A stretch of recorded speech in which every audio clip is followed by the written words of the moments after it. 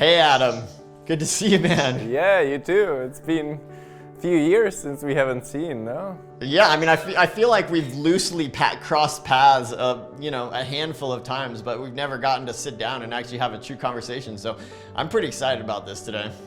How have you been? Pretty good. You know, we're in the middle of COVID-19 and the US is pretty much banished from the rest of the world. So I have been not traveling for the first time in basically the last 20 years of my life, which has been kind of nice in a way, actually. I'm getting to know my home area a little bit, spending a lot of time with my family. It's been really good. How about you? I've been climbing in my local crag quite a lot as well. And like also training, let's say, in the long term for the Olympics, just taking the advantage that the Olympics were postponed by 1 year. Let's say, make the weak parts at least like the average parts. Right, the weak parts being speed climbing. Definitely speed climbing.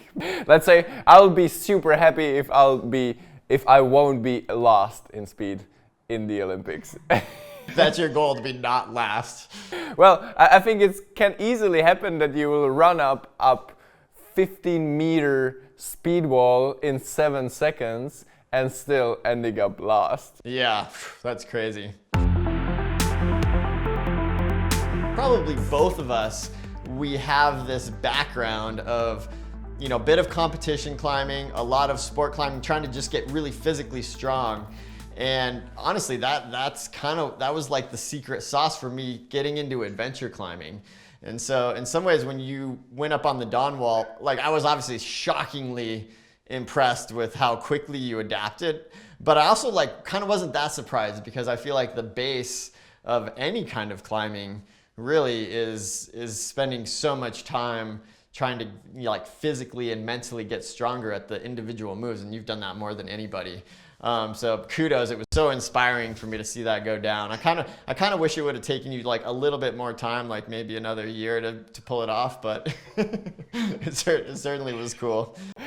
No, thank you very much. I think I had the advantage that I always was so interested in so many styles of climbing, and I think what helped me the most is that I'm from Czech Republic and there is the sandstone climbing, which is also very technical but also very mental as there are big runouts.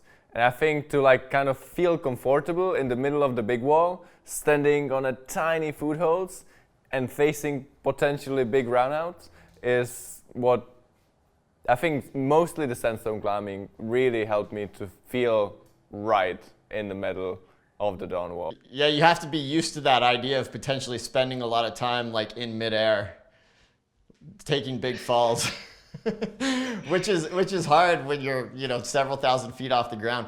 Did it feel intimidating to you at all at first? At first, it felt like the most scary climbing I've ever done before. I did not trust the packers or copperheads at all. Right on pitch 6, I ripped a couple of copperheads in one fall. It's interesting. I feel like the sort of the European take on the Dawn Wall when I did it was that it was a sport climb.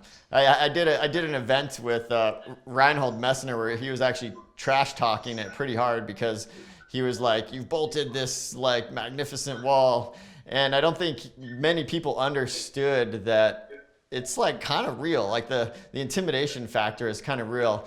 And I didn't really rip many copperheads out when I was climbing or peckers out because I ripped the wires that. Yeah, you break the wires. Yeah. Yeah, I think I spent a tremendous amount of time climbing, and then when I would feel myself start to fall, I would kind of grab them and slowly wait on. Did you get to the point where you were just lobbing off and taking hard falls on bad gear, and you were just fine with that?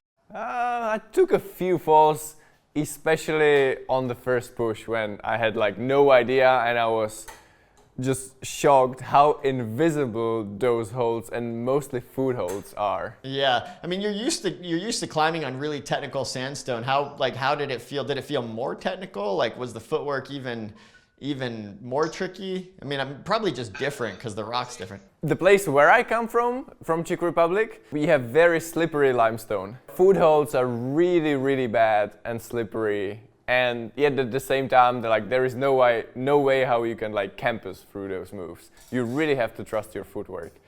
And sandstone is like 2 or 3 hours away, and the footholds are more like slopey, and you have to snare, and sometimes the rock is a little bit sandy. And so I think the combination of both helped a lot on the down wall, because it's on the combination of like snaring while like laybacking, and then I would say the rock on the down wall is even more slick than our super polished limestone. I think that was possibly the most shocking thing. Like, I did not imagine the granite on the down wall to be that slick and that slippery. And actually that took me some time to figure out that in most of the cases you just don't snare, but you rely on those tiny, tiny edges. But for that you need to have a proper footwork. That means like you really have to have super tiny climbing shoes and really, really hard ones. Did you ever feel like you had to actually use your muscles that much? I mean, like I feel like I'm just like not that strong of a climber at all compared to you, but I've spent a lot of, I just have a lot of experience on that specific style of climbing. Were the individual moves hard, or were they just like insecure? Yeah, they were hard. And the most shocking thing, that like the style that I need to get used to the most, was actually not the laybacking or like finger cracks, but it was like the 2 cracks pitches on the down wall, the traverses, which like looking at it, it looks like a sport climb, like vertical wall, it's all bolted.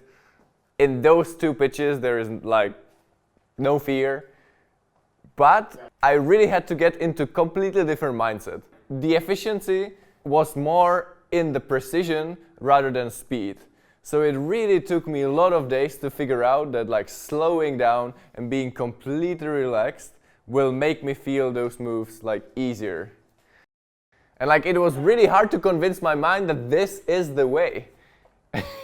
Yeah, that's interesting. Like I've never had flow in my climbing in the first place, so it's something I certainly need to learn. I think you have. Ooh, yeah, I mean, for sure, if you are climbing on the video the pitch 15, you look like in an incredible flow. Right. Yeah, maybe I've found it, but I just never climbed that fast. Like whenever I've come and climbed on the European crags that you're used to, it's funny.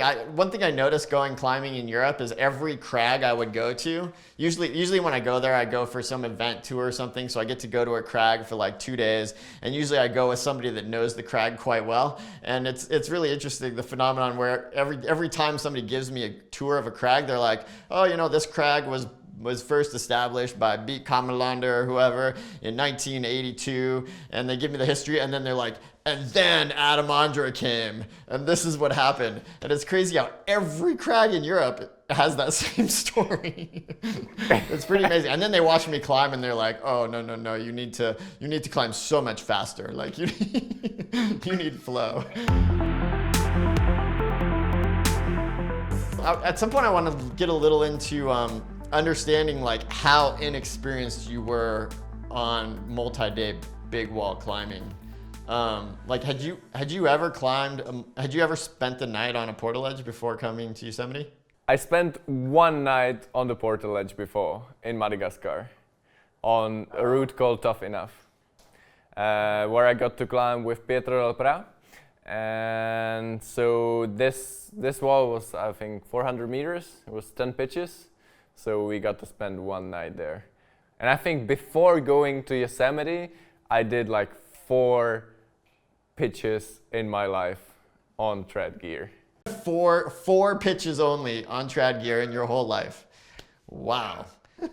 That's pretty insane to me, because I mean, so when you were up there and putting in the trad gear, you were really like, you had no idea whether you were placing it correctly, whether it was going to hold. Not really. That's awesome. I mean, I did the nose before, where the gear placement is really easy. The crag splitters, it's like there's nothing to mess up. And at the same time, it was big advantage that in those crags I felt like I wasn't going to fall. And then like the hard bits on the nose are like fixed gear, either bolts or any other fixed gear. Oh, so that's how, yeah, because you climbed the nose like in a day before you went up the Dawn Wall with your father, right? Yeah, exactly. And so, yeah, that route has bolts on the hard parts, quite a bit of it, or fixed gear, and then the rest was just so easy that you knew you wouldn't fall. I wouldn't say like the rest of the climbing is super easy, but I like trusted myself enough that I wasn't going to fall. Did you have many experiences on either the Dawn Wall or the nose where you fell and a bunch of the gear you placed like came out of the crack? Yes, I took one fall and I ripped the gear, and it was in Norway, and it was like the first piece, so I landed from like 5 meters straight on my butt. Wasn't very nice. That was your first time falling on gear. The gear just pulled right out of the crack and you hit the ground. But it was like the smallest cam, like the 000, so no wonder. So you climbed the nose with your dad, and wait, I want to hear more about this story, because didn't you top out in a storm and like you guys had to like bivvy on top? You had a pretty full-on experience, didn't you? Yeah, it was obviously in October, so there was lots of people on the nose, and we picked up the day that the weather forecast said it would be like with the rain approaching like 4 a.m. in the morning. So we started the day before thinking like we would top out at midnight and we would be safe. So we started climbing at 4 or 5 in the morning. By late afternoon, we would get it to the Great Roof. In the meantime, there would be lots of parties just rappelling down because of the approaching storm. Well, on the Great Roof, I didn't succeed to free climb in, so we just kept going. Then I ate it through the hardest bit of changing corners. By midnight, we made it to the top, and it just started raining. I did the last boulder problem like with the first raindrops, and then we were there on the top, not making the descent via east ledges ever before, and it's pretty hard to onside that, especially in the storm. So we were somewhere like where we should have found the fix ropes to abseil. We were also trying to Google, but nothing was, we just couldn't find it. But we found some tree that we could rappel down. And based on one of the topo that I find, it looked like it could have been it. That was like 3 o'clock in the morning, like pissing rain. And my dad just rappelled those 60 meters down and couldn't find any other anchor. It was like long minutes. I had no idea what was going on, and all of a sudden he was back at the tree, just literally just pulling on the rope back on like leaning slab. So there was no other way that we just had to wait until the sunlight. So we just waited 3 hours in some kind of little cave, really cold, without any bivy gear, with one down jacket for 2 that was like completely soaked anyway. So then getting down back to the car like at 10 a.m. I thought like maybe this is like a little bit way too much alpinism for me. So was that your first open bivvy of your life? Yeah. Without bivy gear for sure. Yeah, and this was like your second day in Yosemite, right? Something like that. Day 3, I would say. Day 3. Did you do any rock climbing in Yosemite before climbing the nose? Yeah, I think the very first climb I did in Yosemite was a generator crag. Generator crack, nice. Okay, so at least you did one very short pitch before going up and climbing the nose. And then we went to the Cookie Cliffs. Yeah, the Cookie Cliffs. We did some climbs there. Nice. And then after that experience, did you contemplate just like going home, or you're like, now we've done the easiest route on El Cap, we're just gonna go straight? I think that was it with the adventure, and I thought Dawn Wall, yeah, I'll figure it out, and it will feel more like sport climbing. Yeah. That at least we will have a bivy gear for a bivy. Did you have any problems with your skin? Like, I feel like for so many of the years that I worked on the climb, like the skin was my limiting factor. Did you experience that at all? Yeah, like I think I was quite tactical about my skin. So when I was working out the route, I always stopped before I felt like there was a danger of splitting. Right, interesting. But I was super lucky that during the push, I only made a split while sending the pitch 15. Both you and Kevin did the pitch 15 with the tape on, right? Yeah. Which, when I was trying it with the tape, it felt really, really hard. One more funny thing, that I was climbing with Pavel, who is my manager now, and he was a total big wall beginner as well. Oh, he was? He's never been on a big wall. At the same time, he's like really good in those things and like understanding how to set up the portal edge. He's like very, let's say, talented for any kind of technical knowledge. So he figured it out everything like really fast. So I was very lucky to have Pavel along. Yeah, because Pavel's like done Arctic expeditions, and he's just like a real deal adventurer, right? Yeah. And at the same time, he took the preparation like really seriously. So in order to be fast in jogging, he would go to his home crag and like practice jogging, being as fast as possible. He practiced setting up the portal edge on the meadow, and then he set it up in like 5 minutes, like for the first time. And he did it for the first time in his life on the wall. Super impressive. That's nice. Yeah, I think it would be kind of fun to contrast our experiences a little bit early on. So, I was with Kevin, who was kind of a beginner, but I was experienced at setting up portal edges and kind of knowing how to move around on the wall. When I first tried the Dawn wall, I went and I climbed up like the first 10 pitches of a few different routes and tried to like start to piece it together. And then I spent like honestly like a year, more than a year, just trying to piece together where the line actually went, and like found the traverse, but looked at it for like weeks and tried the moves before we could even really decide whether that was the actual route, because it's this giant maze, right? Like we would like spend 3 days trying to like venture up or rappel down from above and try and find other ways to go, and it just didn't really like it. In the end, we're like, oh man, that traverse is like really the only way to get across this blank section of rock. But even back then, you just didn't know whether the traverse was possible, no?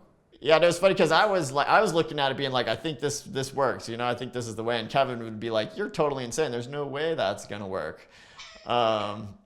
And then we would spend 3 days going somewhere else and trying to find a new way. And so eventually we got to the point where like, this is the only way that it could potentially work. And let me ask, so how many years or how many days on the wall you spent before you actually thought like, this route is possible?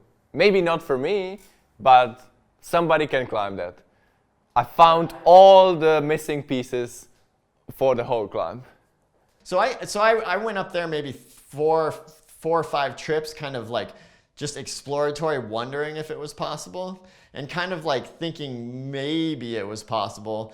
And then I spent like a whole nother season going up and like being like, is this a thing? And actually trying all the individual moves, and that the dyno on pitch 16 was kind of the one last remaining piece that we couldn't put together.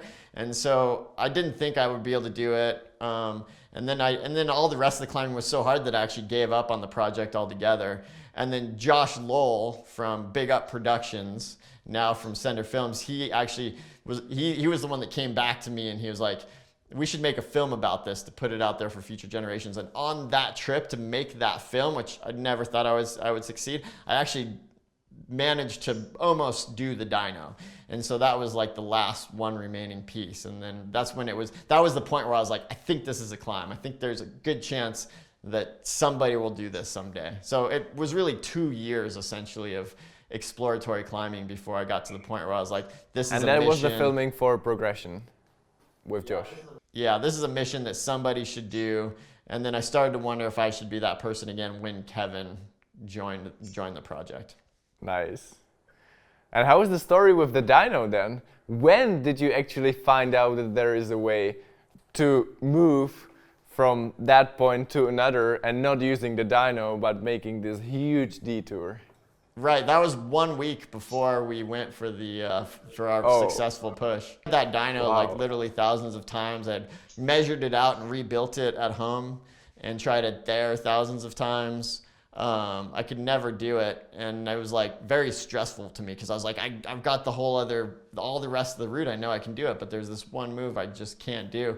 And so just out of desperation, about one week before we went for a final attempt, I was like, I came up with the idea of climb, because originally I'd sort of looked at it before, but my idea was to climb pitch 15 and then just continue around on that pitch. And I didn't think of that idea of actually finishing the pitch and then back climbing and going around. And so that was the sort of the last piece that I needed, is to like back climb part of pitch 15 and then climb all the way up and around to do the dyno instead. That dyno, it felt hard to me. I mean, I tried it like 5 times, and there is this problem that you really have to first jump upwards and like then ledge the crimp while kind of like falling down, because otherwise you just smash yourself against the sidewall. And I really had the image of Kevin hurting his ankle 1 season before you did it, guys. So that's why it just felt logical and almost nicer to make the big loop. But because I also considered like your line that you took is like the weakest point of the whole part of the wall. So if there is an easier way to do the loop, then why do I have to do the dyno? Yeah, I thought it was interesting that you went that way, because I figured for sure you'd be able to do the dyno. Although we took Chris Sharma up there too at one point, and he tried the dyno a few times and I think he was just a little too intimidated, because you're not only hucking an 8-foot dyno or 2.5 meter dyno, but you're also 1,500 feet off the ground, and it's usually kind of windy, and it feels so intimidating to just like. For sure, it would feel easier if it's on the ground. Like, it's the same thing as like walking on a slack line is so much easier than walking on a high line. Oh yeah, that's a good analogy. But watching Kevin do it was kind of amazing. Like, Kevin got to the point where he could do it pretty consistently. It's pretty cool. So you had Pavel and you had Heinz, who knew a little bit. We did like one Skype call, I think, when you were in Norway, and I gave you a little bit of information. And then when you showed up, did Kevin teach you how to Jumar? Is that right? Did he like show up with Jumars and kind of show you how he Jumars? Like, let's say, like teaching me how to Jumar efficiently. In my experience, all I was doing in my life for like Jumaring when I was bolting in the cave of Norway, for example, just using one Jumar and Grigri. And that's obviously not a technique you want to use when you want to jug up 400 meters before trying the pitch 14 or 15. So Kevin really gave me a good lesson how to work with 2 Jumars at the same time, because I was always struggling like having the sling either too long or too short, and it never really felt right. So we got it dialed together. It helped me a lot. So we did one Skype call, and then you came and you climbed your first time on the Dawn Wall. You just climbed it from bottom to top over a certain, like, how many days? I think it took us 4 days, but we were fixing the ropes in the meantime, so it wasn't like one 4-day push. Oh, so you like went from the ground up one day, you fixed up the first, handful of pitches, then you go to the ground. Took a rest day, jugged up again to the point where we stopped and continued, and just kept on going like that. And did you leave your portaledges and stuff on the route? After the day 2, we left our portaledges, yeah. And then you climbed to the top, and did you bivvy without your portaledges up high somehow? So I think first day I climbed like first 6 pitches. The second day, I think I made it to the top of pitch 15. Then we fixed the lines, fixed the portaledges, went down, and then it was 2-day push to go to the top. Oh, so you went back up to your portaledges, you climbed a bunch, maybe you came back down, slept on your portaledges, and then the last day like ascended the fixed lines and into the top? Exactly. The biggest obstacle was pitch 17. Like this 14A, the layback, just to like kind of somehow 8 climb it or somehow get to the top. Yeah. Because the last crux is like is hard crux, and there was no fixed gear, and pretty much 5-6 meter run out from the last pecker. Right. So that was hard to overcome. That was probably section. the most precarious climbing that I did on the down wall during that push. Did you have a hammer or any aid so gear? so I did the first 2 moves, but then I thought like I could not continue as I had no idea, and there is like one bad pecker placement. So I was like trying to crimp as hell these bad holes, putting the pecker inside, putting the hammer, then hang in, felt like, oh, this is shit, more hammering, 30 seconds just to like, oh, I'm not falling, then somehow pulling up and reaching as high as I could into some slot, and then finishing the pitch. Yeah, like 514 aid climbing. After that first big time, like that 4-day push to the top, you had ropes fixed from the ground all the way up to... All the way to the top, because of the camera crew, because of Heinz. So we just fixed the whole climb. The whole climb? To the wow. top. So you carried enough rope up there that you were hauling a lot of rope. Yeah. Yeah. So your first time up there, you climbed from Wino to the top in a day, without being attached to the fixed line. So that's some of the most, I would say, traditionally adventurous, trad climbing. There's like wide cracks. It's dirty in places. Did that all feel quite easy for you? The upper bit of the down wall felt okay. After the experience on the nose, I felt much more confident with the gear and with the crag climbing, and I really, really enjoyed this weird pitch, like going out to the right, this kind of like weird layback off with. Yeah, that was so the good. one before the ship's bow at the top. It's like you really got a chicken wing and like hand jam way back in the crag. That was amazing. So did you find that hard, or was it you just like figured out how to do it pretty quickly? I did it on site, but it was pretty epic fight for sure. But it's hard to say whether you can do that pitch easy. So Kevin spent 6 years working on the Dawn Wall, and he never managed to do that pitch until we actually did it in the end. And even after he had gone through the dyno and everything, we got up our last day on the route. I led the pitch, and then he went to top rope it, and he couldn't do it. Like he fell, he lowered down, he tried it again. He couldn't get the jamming down. I thought he was gonna have a mental breakdown at one point, because he just like, it was like this one pitch at the top that's not even that hard is gonna be the How end did of you it. feel at that point? Like, ooh, maybe we will have to spend here another week or something. You trusted him. I was worried that he was just gonna like give up and go to the top after all that. No way. But what he ended up doing is like not jamming. Actually, he just crimped on on the breakable little holds, and then each time he would like let go of a hold, it would just fall off the wall and under the ground. That's how he ended up climbing it. I think that's pretty amazing that you adjusted to that adventurous, like traditional, because that part of the climb you have to trust the cams. There's not very much fixed gear. There's some like route finding difficulties. But it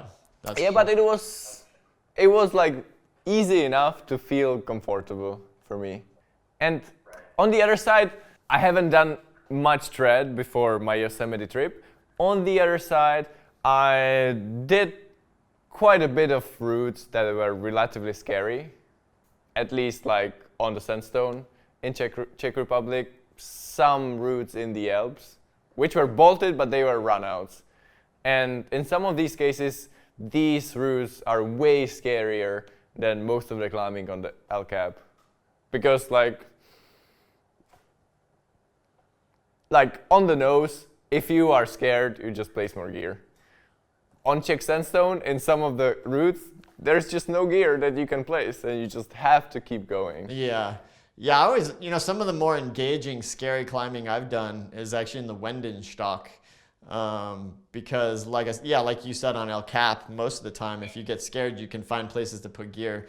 But in the Wendenstock, I remember, have you climbed there in Switzerland in the Wendenstock? No. There was so much of the time where I would clip a bolt and I would just look up at this sea of limestone and there's no chance to see the next bolt. And it's steep and it's all hard and you just have to start going up and like praying to God that you will find a bolt up there somewhere. And but at the same time, you get to a situation, as long as it's steep, deep inside that, well, if I fall off, it's gonna be a huge fall, but it's most probably it's gonna be safe. Yet still, the idea of facing 20-meter fall is not so nice. Yeah. I think probably one of the huge advantages for you though is that you were able to like accept that possibility and do it anyways, whereas I think most people would not even accept that possibility. They'd be like, if I'm going to take a 20-meter fall, there's no chance I'm going to even climb up the wall in the first place. Well, I think for me it helped a lot that I'm also used to like skipping the bolts in sport climbing in order to save some energy. For example, have you done it when you were like smaller kid and you were doing your sport climbing project? Oh yeah, I used to skip bolts a lot. I think that actually really helped. So you are totally fine with that, and that might have helped you in this transition for the tread climbing or El Cap climbing, no? Yeah, that's interesting because I spent a lot of time climbing in Rifle in Colorado. It's like a pretty famous sport climbing area here. And yeah, so I wouldn't get pumped. I would clip bolts and I got pretty used to taking, 10, 15 meter falls. And so I remember I took that mentality to Indian Creek, like our best crack climbing area. And I started getting pumped on routes and I was like, I'm just going to place a couple of cams and run it out. And people hadn't really done that before. They're like, that's insane. That's so crazy that you would do that. So that's for all you aspiring trad climbers out there, you just need to skip bolts on sport routes first. And that's going to help you, I think. Yeah, I think in general, it's good to start with sport climbing for any kind of climbing you want to do. Yeah. Yeah, I mean, that's proven. I mean, you are such an example of that. Like, when I first went to Yosemite, trad climbers and sport climbers were like two different breeds, right? Like the trad climbers would look at the sport climbers and be like, oh, you guys all wear spandex and you're too skinny, the wall is just going to kill you. There's no way that you're actually going to be able to survive up there. And then the sport climbers just wouldn't even go up there in the first place. They would just, work on pulling on small holds. And I think it was Lynn Hill was the first one who had that competition and the sport climbing background, but like also previous to that had the background of climbing in Yosemite and in Joshua Tree. And she was, I think in my mind, she was the first one that like merged those two and excelled in this really incredible way that I think was way ahead of her time. And so she did that. And then Todd Skinner and Paul Piana kind of had that. And then the Hubers were really they came around at a time when I was old enough that I was really into sport climbing. And I had a history like Lynn where I'd done climbing in the past. But when they came to El Cap and then in a couple months managed to free climb it, I was like, that's the way. You have to have this sport climbing, bouldering, physical background to excel on big walls. And now I think everybody thinks that. Yeah, and you just push it to even higher level. Yeah, very slowly and incrementally, whereas you did it all at once. And then you started just free climbing almost all the 8 lines that were there up for grabs. Yeah. And you finished with the dawn wall. Yeah, I've spent far too much. Hopefully I'm not finished. Maybe I am finished. Actually, last year or 2 years ago, you free climbed with Alex a new route on the dawn wall section of the El Cap. Yeah, so right? Yeah, so when Kevin and I were up there all those years, we were kind of, we'd spend so much time just hanging out in portaledges that we were able to look at the wall quite a bit. And I had this theory that there was maybe another route to the left. And we went to do it. And it was kind of amazing because it's just as proud of a line. Like, it's actually even more proud in some ways. It follows this big, steep section of the wall, but it just turns out to be way easier. And kind of way better. Isn't it a little bit disappointing that now you free climb a line which is so much easier than the actual free dawn wall, that the free dawn wall is not the easiest way how to get through the dawn wall section of El Cap. That's a little bit disappointing, but there is for all you people out there, there is the dawn wall, like the King Line dawn wall, where you climb the dawn wall to Wino Towers, and then you go left and you finish on this new route. And that would be like the ultimate dawn wall, because it's got these pitches up top there's got a pitch that's 70 meters long. It's super pumpy. It's like one of the, probably arguably the best pitch on El Cap. And it would just be a way prouder way to finish the dawn wall. So that's what somebody's got to do. You're not going for that? Probably not. No. Wait, are you? Yeah. Speaking of that, do you have any, like, did Yosemite make you aspire to climb more in that style, or you're just like, tick, done, I got that off the list, now I'm going to go back to sport climbing and World Cups? Do you think you'll ever go back to more traditional styles of climbing, or are you just so fascinated with the flow and the gymnastic style that's where you're going to focus? No, I just love it all. I know I will never stop sport climbing. That will always be like the thing that I'll do, let's say, the most. But then spicing it up with a little bit of trad and maybe even going more into the higher altitude is something that I would really, really love to do one day. But for that, I need to gain more experience. Like, going to the places like Patagonia with zero experience is maybe not the best idea. Well, maybe it's not the best idea to do it even in Yosemite, but you're facing less risk. I think the key is you got to go with somebody that has some experience. My first trip to Patagonia, I went with my friend Topher Donahue, who was hugely experienced, and I had no experience. And then when I went with Alex to Patagonia, he didn't have any experience in Patagonia, but he didn't have that much experience. But then I was a little bit more experienced, so I think. Did you feel like experienced enough at that point already in that kind of terrain?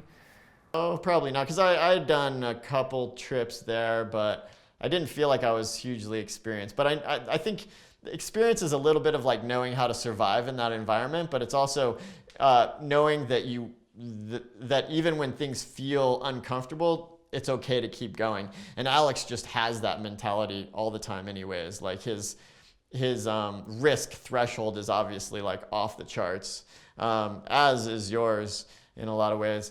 And so I think like the key to that big mountain climbing is to know that difference between what's actually going to kill you and what just feels uncomfortable and scary. And it's similar on a route like the Dawn Wall, because theoretically you could fall 60 meters on the Dawn Wall and it would be totally fine, because the anchors are bolted, there's not any ledges to hit. Like it should turn out okay. It's just hard to convince yourself of that. And taking that mentality and taking it into places like Patagonia is pretty similar, really. Are any plans to return there? I'm not gonna say no. I think the big mountain climbing is the most emotionally appealing type of climbing to me. Like going into that big mountain environment, especially as I get a little older and I just like can't pull as hard. Like I know that I'm, I know if I go and try and climb something that's harder than the Dawn Wall, there's going to be so much failure involved that in some ways that's like hard to stomach. Like, I don't know if I want that experience. Whereas I know I can go to a place like Patagonia where the climbing is much easier, but the whole environment is more intense. And I know I will, more likely find success, and I will learn a lot more just because there's so much more. So I love that part of it. But I have noticed that every year that I go to Patagonia, like somebody I know dies, or somebody dies in those mountains. Like there's a lot of uncontrollable risk down there. And I think especially since the mountains are thawing, like we're having these really big, long, warm weather windows, and the mountains are thawing out more, and there's more rock fall than there used to be, I believe. And so as a father these days, I question whether I should go. Yeah. But I'm sure all those risks they're manageable. There's ways to get around them. My question is, what helped you in all those trips or years on the dawn wall where you doubted yourself whether you could ever do it, to believe that it was possible? It was more that you just didn't care in so many moments. You just... Yeah, I think I vacillated back and forth between just being excited by the process and then sometimes being really downtrodden because I thought I had put so much work into something that was never going to happen. Like I went through quite an emotional roller coaster, but I think what really kept me at it is that I loved being up there. I loved the discovery, and there was so much to discover. Like we always felt like we were making forward progress, and as long as that was the case, I was going to stick at it as long as I could. And like sometimes I would end the season feeling pretty defeated, but then I'd be home in the off season thinking about the experience and the beauty and the possibility, and that would bring me back every year. I actually told my wife and my friends that I'd given up on it several times, and then that would kind of ruminate in my head for a little bit, and then I would come back and be like, oh no, I can't give up. I really want to do this. Yeah, I think a lot of people are like, it's so crazy that you had this goal and you were so laser focused on it. And I'm like, it wasn't really that way. Like I would try really hard, but then I would doubt, a lot, and then I would come back to it. It's just allowed. Yeah, I think it's also very difficult for the people to kind of understand that there's a lot of, let's say, process enjoyment, because for sure it's nice to be in the middle of the El Cap, but in the end, if you really love climbing, you don't get to climb that much on the dawn wall because you're just always looking at your fingertips, whether you're going to split or not, and like being really careful. You just don't get to climb a lot, right? During all those days when you were like working those individual pitches. Yeah, you don't get to climb a lot, but you do get to, Jumar around and discover, and there's a lot of just like other labor involved with it, and I just loved that experience, I think. Yeah. Right. How did it feel different to you compared to like the years when you were like focused on the sport climbing and you were like working on a project like Flex Luthor, which is your hardest sport climb and it's still not repeated, compared to like multi-year project, and like also the pressure that you felt before like giving a crux pitch a try on the push? Yeah. So one thing I had to learn to do was let go of my physical climbing ability a little bit, because climbing on that style doesn't make you strong, really. It actually kind of makes you weak. And so, for instance, I went up there one year with Jonathan Segrist, and we spent a month, and he climbed great. We had an amazing time, but he kind of couldn't like stomach the fact that he was becoming a worse climber at sport climbing and bouldering because of the dawn wall. And so he would get like mentally, it was like too much for him. Like we would get off the wall and he would go straight to the climbing gym and start training. In some ways I almost had to be like too old to be a good sport climber anymore to allow myself the freedom to become a physically worse climber and just focus on the dawn wall. Now you were a little different because you were able to come and do it so quickly that it didn't probably make you that much weaker. Yeah, but did it help for you to feel like stronger sport climbing and then go on a dawn wall? Or it was more about really being accustomed to this special style and actually being weaker? It did help, and I realized pretty early on that in the off season, when I wasn't actually in Yosemite working on the dawn wall, I experimented with my training a lot. I actually probably trained harder for sport climbing than I ever had before, because I knew that being able to climb those moves, like really hard moves, was kind of key. So weirdly, I had to let go of my physical strength when I was climbing on the dawn wall, but overall it helped my climbing, because it made me think so much more deeply about all the elements of things that make you strong, like how you train and what you eat, and all that. I mean, actually, one of the key things that worked the last season is I did a trip where I hung out with Alex Megos, and I learned a lot about the science of training from him, and I implemented some of that stuff and saw his kind of mentality, the fire that he had, even when he was just training. That's something I took from you, I took from Alex, is like when you guys are just like hanging on the hangboard or campusing or whatever, you guys are like going to the death. You're trying so hard. And so I think that inspired me to up my game in my training, and that helped. Like the last season going to the Dawn Wall, the one that we ended up succeeding in, I had been training so hard and I had all this fire. Kevin hadn't really. And so when we showed up that season, I was just like crushing all the pitches, and he was like, wow, you're really strong. And so that's one of the reasons that he struggled so much on that final attempt. And what do you think is the future for El Cap? Do you think there's much more? I think there is more. Yeah, I think there's quite a bit more. I mean, I think it's going to get more popular, probably. Like I've seen this evolution. When I first started climbing on El Cap, it was like the Huber brothers coming every season. And then after a few years, I started coming every season. And we were like the only people free climbing on the wall for the most part. There wasn't that many. Nowadays, every season, there's maybe 20 or 30 different teams of people that travel from all over the world and try and free climb El Cap. So it's become more popular in that way, but there's still I would say out of those 20 to 30 teams, like 18 of them are either on the freerider, actually just the freerider, like 18 of them are on the freerider, and not that many people, maybe 1 or 2 parties a season venture outside of that. So I imagine that bubble's just gonna continue to grow. Like people will come back, they'll climb the freerider, then they'll work to harder ones. And then now already we're seeing people do a few hard routes and then come back and get up to the Dawn Wall. So like Nolly Hochtavel, he tried the Dawn Wall last season, and I think he did pretty well. He spent like a whole season and didn't quite pull it off in the end. But I'm sure that there's going to be somebody that will do the Dawn Wall and they'll be like, okay, what's a little bit harder? What's the next step? And that'll happen. People will find that for sure. But do you think it will be like, is there the next logical line which would like stand out as much as the Dawn Wall stands out? Because I think the beauty of the free Dawn Wall is that it looked like the only possible way in that portion of the wall. Yeah, I think it'll be a slow evolution, rather than like a big revolutionary thing. Like it's not going to be so obviously different in the future. Like somebody will climb the King line, like the Dawn Wall with the end of New Dawn, and that'll be like a next step.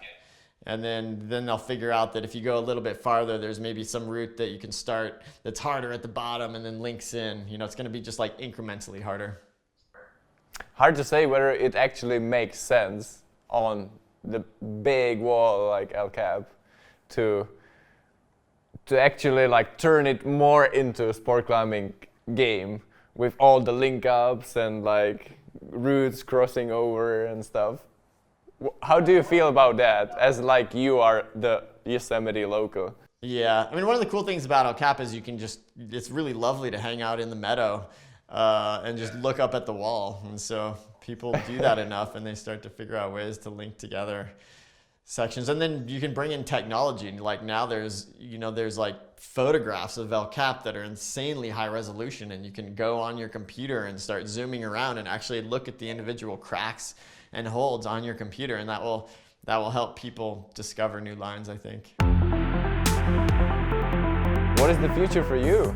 How do you see yourself climbing in the next years? I don't know. I'm experimenting with different things. I mean, I don't think I'm gonna climb something for me that's harder than the Dawn Wall. I'm not gonna become a better sport climber than I have in the past.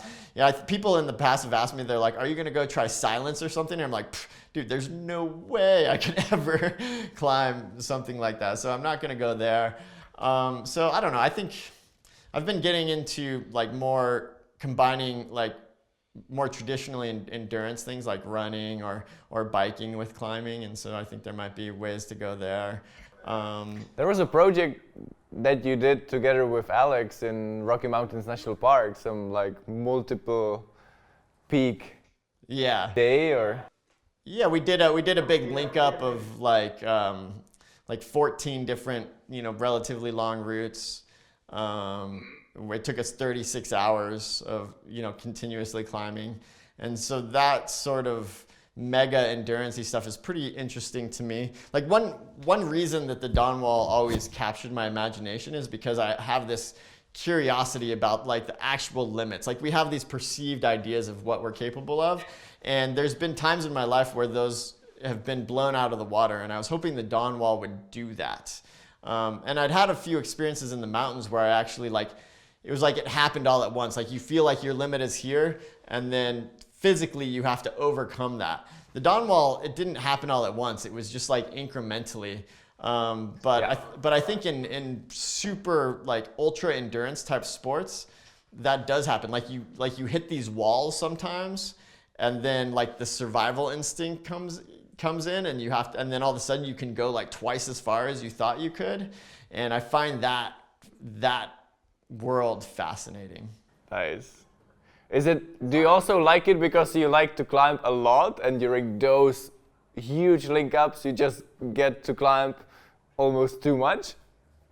Yeah, but I mean, it's not almost too much because, like, imagine if you were climbing silence. Imagine your process of working on silence, and all of a sudden you realized one day that you could climb silence and then climb silence again, just like double it right in a row. Like that happens in ultra endurance sports, but I don't think that happens so much in more powerful type climbing. Yeah. And so totally get it. I imagine my curiosity will go there in the future a little bit more. Who knows? I mean, climbing's always going to be kind of my food, but also I as you get older, you start to think about like your effect on the world a little bit more. And so I've been getting more into like environmental work and trying to think of things that where I can actually make a difference that will like better the lives of other people, rather than just focusing on like my own questions around my own physical limits. Yeah. And I think having kids does that too. You know, you want to create a world for them that's going to be hopefully, at least not too much worse than what you've had. So what are you precisely doing about ecology? How are you trying to make the world better? Yeah, so I've gotten into. I mean, I really started to read a lot of books about like climate change and kind of where the world is heading. And I realized at some point, although I didn't want to find this out, but the only real way to like solve our problems is through policy making. And so I've gotten into like very begrudgingly into political advocacy. And so like right at this moment, right before the next election, like it's trying to get as many people to vote as possible, to get people to vote for, climate friendly things, for social justice, for, environmental issues, try and elevate those to the most important issues, or do what I can to do that. I think people that are climbing on the big walls, relying much more on their partners, are maybe more likely to do so, something. Yeah, I mean, climbing really, most climbing that I've found the most fulfilling, it's a teamwork between two people. That's why the whole experience with Kevin on the dawn wall ended up being such an impactful one for me, because it felt so much better to do something together as a team than it would have been if I was the only one to accomplish it. And so I think it took me a long time to get to that place though. Like I did tons of climbing where it was really about me, and then I had my team of people or my partner that supported me. But when that team becomes like, when you guys finish together, that's like so incredible. Totally get it. Yeah. So what does that do to you psychologically? Are you like, oh man, I better like get better, or are you like it's ready to pass the baton? It's motivating for sure. I think because when I was like 9 years old, there was Martin Strajnik who moved to my hometown. He was 12 at that time, and he was always a little bit stronger, at least like in like physical bouldering. And it's always been like so motivating to, I mean, we weren't rivals, but I always like wanted to climb the same boulder that he was able to campus through. And I think for like the progression of climbing, it's pretty important to always have somebody that you can train with and keep pushing yourself.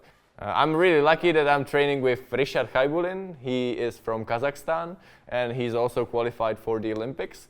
But he lives in Brno now, in my hometown, and we train together, and he's really good speed climber. So he's better in speed climbing, but he's so much better in speed climbing that I actually can't almost learn anything from him because he's just like way too good. You know, it's like teaching how to knee bar a climber that climbs 5'7". Nice. So that's an interesting takeaway. Like you would spend a lot of time searching for those partners that are going to help you both become better. In terms of like technique, climbing technique, you will learn so much more if you climb with someone else. And technique is so much involved in, let's say, the modern bouldering for the competitions. Just training by yourself, you will never ever learn the same thing as like the Japanese guys that are all the time training together. All these crazy coordination dynos. Like, if you try it yourself, you might give it 10, 15 tries and it just doesn't work and you say like, this is impossible. But if there are like 10 guys and they all give 10 tries, maybe one guy will do it. And the fact that you see, wow, this is possible, maybe you will end up doing it as well.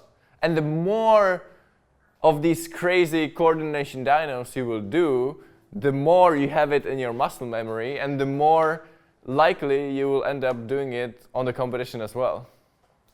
Yeah.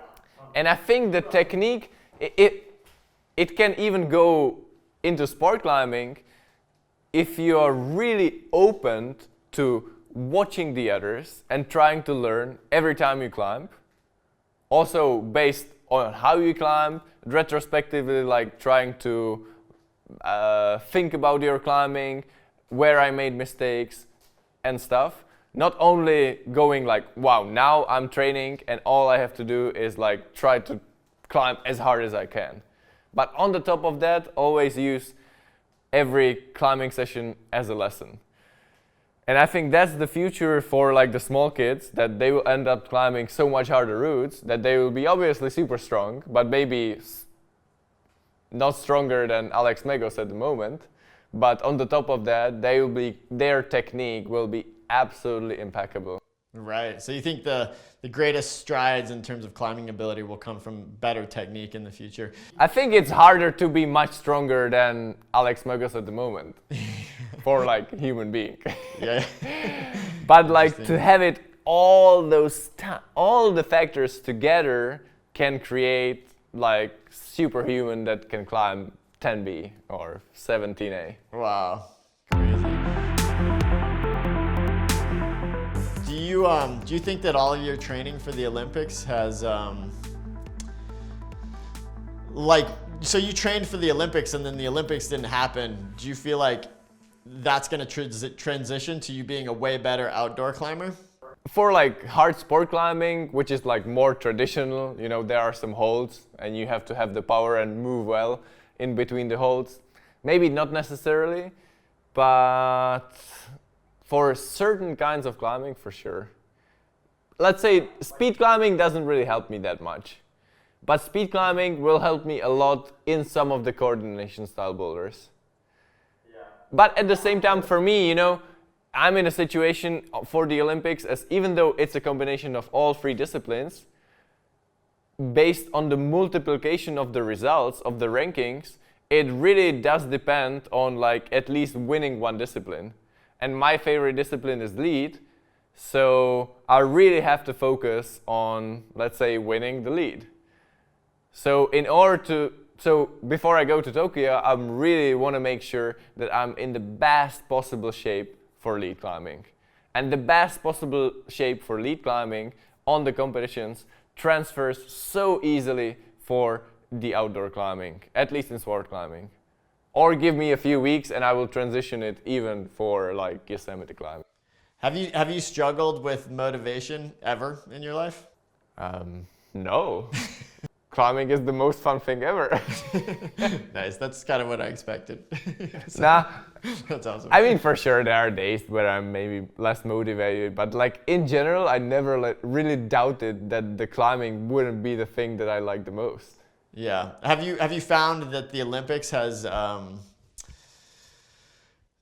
mean, maybe you're just like like on a scale of 1 to 100, you're like always at like 99 or 100 in terms of motivation, it seems like. But have you noticed that having the Olympics as this goal, has that made you closer to that 100 mark, like more of the time than you have been in the past? I would say it remains kind of the same. Actually, like 2 years ago, when I was like sure I would eventually start training for the Olympics, I was worried that I wouldn't be maybe that motivated to like really give it everything I had for the Olympics. But somehow I just really enjoy training. And I at least try to pretend that even speed climbing is fun. So, so far it's been surprising to me that my level of motivation have remained like really, really high. Like the same high as I've been when I was training for silence or when I was climbing on El Cap. For sure, if I had to train 5 more years for the combined style with speed climbing, I wouldn't be psyched. But the beauty for me of climbing is that there are so many different disciplines. Well, you can climb 2-meter boulder problem, you can climb 1,000-meter wall like El Cap, and it's still called climbing, even though it looks so radically different. Is beautiful, and I love it all. And the most motivated I remain if I just keep switching the styles. Yeah, I'm similar in that way. I mean, looking from an outside perspective, like if I look at all of the kind of the natural skill that you have, I feel like maybe that's the top of the list for you. Like you're like like the gift that you have naturally is like your level of motivation. You're so psyched to climb that it just inevitably like pushes you a really long ways. For me, the training is not sacrifice. I train because that means mostly climbing, or training means also doing some other exercises, but ultimately it's in order to enjoy climbing even more. For me, it's not so much fun to feel like that I'm struggling. For me, the most fun that I have while I'm climbing is when I feel I'm climbing perfect. And once I know how it feels to climb a certain grade or certain route with an exposure and making it feel like easy, and making feel like this is fun, you don't want to go back. So, and somehow like the harder routes you're doing, the more interesting they're also becoming. I mean, you can say that like 5-10 perfect hand crag is so much fun, but if you do 20 of them, it stops being fun. But like proper super hard climb is never the same. And that's kind of motivates me to like keep pushing myself, because the harder I climb, the more fun I end up having. That's pretty cool. Do you have any do you have trouble ever carving out? I mean, I feel like you have a lot of professional obligations these days. You have different sponsors, you're having conversations with me, like there's so many things threatening to sort of pull you away from what you really want to be doing, which seemingly is just like trying to become a better climber all the time. How do you manage that? It's hard to handle. And the hardest part is just to organize myself, that I do the volume of obligations that I want, that I enjoy, but for the rest of the time, I can do what I really, really love. And maybe like some years ago, I was struggling with that, maybe saying yes to too many obligations. But I think in the last 2 years, we really managed to do it with my team in a way that I have a lot of climbing. I have a lot of time for climbing still. And like all the obligation doesn't take too much time and energy out of me.